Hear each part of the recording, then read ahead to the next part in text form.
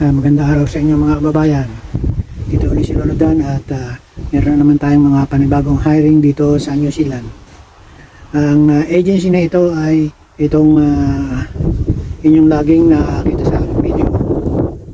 Kasi itong agency dito sa New Zealand na hiring ng mga Pilipino dyan sa Pilipinas at maging sa mga ibang bansa. Ang agency na ito yung Need for Skills. Siguro kilala nyo na ito kasi ilang video na yung nagawa ko tungkol dito sa mga hiring nitong agency na ito. Itong agency na ito ay pag-aari ng mag-asawang Pilipino at ang kanilang pag-hire ay walang processing fee, walang placement fee at wala ding salary deduction. Kaya nakakasiguro kayo dito sa agency na ito na kayo ay hindi mabubudol o ma-scam. Ang kanilang bagong hiring ay para sa mga experienced sign writer o yung mga gumagawa ng mga billboard, yung nagdi-design ng mga ng billboard. Pero itong employer naman na ito ay isa sa pinakamalaki na nagagawa ng mga advertising billboard dito sa New Zealand. Ito ay urgent hiring lang, kaya paunahan lang dito. Kaya kung kayo ay mayroong experience dito sa ganitong trabaho, ay magpadala agad kayo ng ang inyong resume, CV dito sa dito sa kanilang email address na yan. Diyan, lalagay ko dyan. Kaya inyong bilis-bilisan ang inyong pag-email sa itong agency na ito.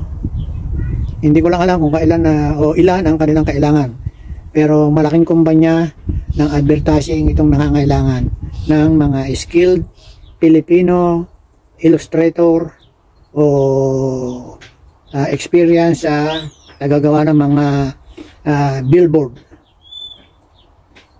Ang kanilang namang ibang hiring ay continuous pa rin. I-update ko lang kayo doon sa kanilang hiring na ongoing pa rin. Para naman ito doon sa mga farmers at mga early childhood education, ongoing pa rin. Ang kanilang affiliated agency dyan sa Pilipinas, kung gusto nyo dyan mag-apply, ay yung JDI Recruitment Services. Nagawa ko na din ito ng video, itong hiring na ito para sa mga farmers, baker, at yung tow truck drivers, yung mga naghihila ng mga illegal parking sa karsada o kaya yung mga nasisiraan. Continuous pa rin yung hiring nila hanggang second week of October. Kaya pwede pa kayong humabol sa pag-apply dito sa mga trabaho na nabanggit ko. Yung early childhood education teacher, farmer, baker, at yung tow truck driver. Sila ay nangangailangan din ng mga automotive diesel mechanic at saka yung heavy equipment, parang technician siya, pero kailangan ay marunong kayo na mag welding. Kasi ang kalimitan gagawin nyo ay yung mga pagre-repair ng mga body trucks. Kaya kailangan ay meron kayong at least 3 years experience. Ito ay direct hiring din. Kaya mag-email na kayo doon sa nabanggit ko na email ng Need for Skills. Marami na silang mga Pilipino na napapunta dito sa New Zealand. Every week halos. Makikita niyo naman sa Facebook page ng Need for Skills yung mga Pilipino na dumarating, kasi inilalagay nila yun sa kanilang Facebook page, yung Need for Skills Facebook page. At sila ay nagpo-provide din sila ng accommodation para doon sa mga bagong dating na mga OFW. Kaya alagang-alaga nila yung kanilang mga hina-hire na OFW. Kaya huwag kayong mag-alala na kayo ay pagsasamantalahan itong recruitment agency na ito. Sila ay hindi sila nag-advertise kung saan man, basta word of mouth lang at mga referral ng kanilang mga employer na sinusuplayan ng mga Pilipino OFW. Kaya itong agency na ito ay lubos nyo mapagkakatiwalaan.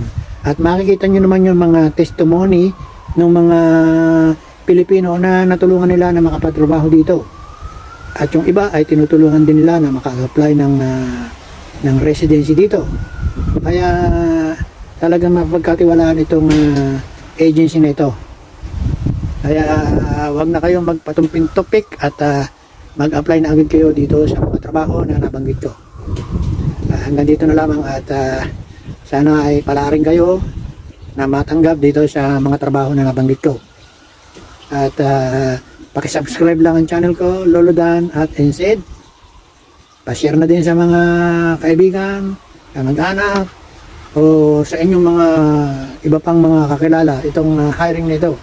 Para marami tayong mga Pilipino na matulungan dito papuntang New Zealand.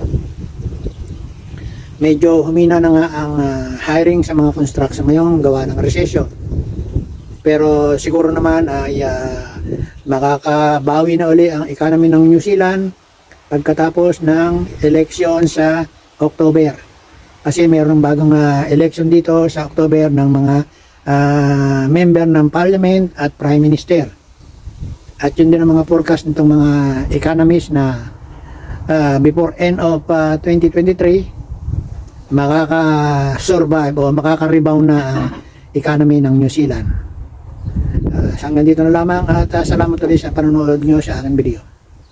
Good luck sa inyong lahat mga kababayan at talagang tiyaga-tiyaga lang ang pag-apply.